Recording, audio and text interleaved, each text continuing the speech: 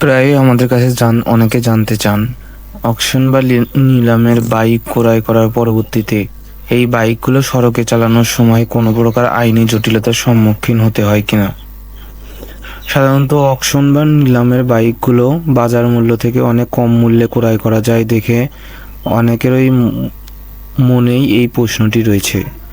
নিলামের এই বাইকগুলো নিয়ে অনেক ভ্রান্ত ধারণা এবং মতবাদ রয়েছে। আজকে আমরা জানার চেষ্টা করব অকশন বা নিলামের বাইকগুলো আসলে ক্রয় করার পর রাস্তায় চালানোর বৈধ কিনা। নিলামের বাইক বা গাড়ি ক্রয় করার পূর্বে সর্বপ্রথম জানতে হবে নিলামের ধরন কি।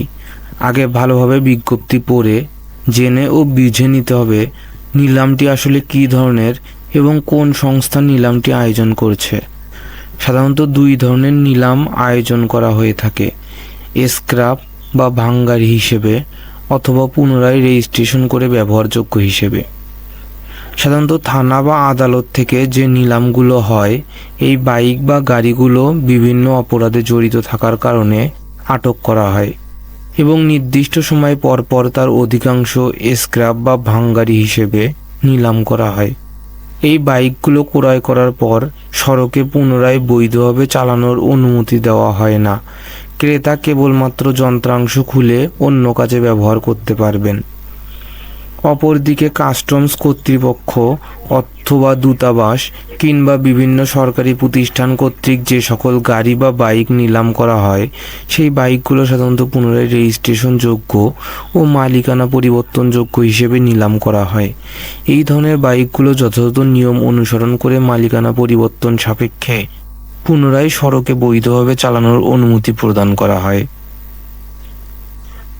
যদি আপনার ক্রয়কৃত বাইক বা গাড়িটি স্ক্র্যাপ হিসেবে সার্কুলার করা হয়ে থাকে, তবে সেটা বৈধভাবে সড়কে চালানোর অনুমতি নেই।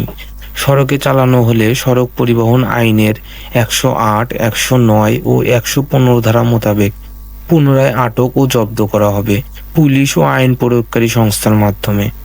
এর পরবর্তী ধাপ অনুযায়ী নির্দিষ্ট সময় পরে 163 ধারা মোতাবেক পুনরায় স্ক্র্যাপ হিসেবে নিলাম করা হবে। নিলামের বাইক বা গাড়ি যদি সড়কে বৈধভাবে চালাতে হয়, তবে অবশ্যই পুনরায় ব্যবহারযোগ্য অথবা মালিকানা পরিবর্তনযোগ্য নিলাম বিজ্ঞপ্তির নিলামে অংশগ্রহণ করতে হবে। নিলাম বিজ্ঞপ্তির পেপার কাটিং এবং নিলামে অংশগ্রহণের প্রমাণপত্র এবং অন্যান্য প্রয়োজনীয় ডকুমেন্ট সংগ্রহ করে জাতীয় রাজস্ব বোর্ডে বরাবর ছাড়পত্রের জন্য আবেদন করতে হবে। জাতীয় রাজস্ব বোর্ড কর্তৃক ছাড়পত্র পাওয়ার পর বিআরটিএতে যোগাযোগ করতে হবে মালিকানা পরিবর্তন এবং পুনরায় নতুন করে রেজিস্ট্রেশনের জন্য। অর্থাৎ নিলামের গাড়ি ও বাইক বৈধভাবে সড়কে চালানো সম্ভব।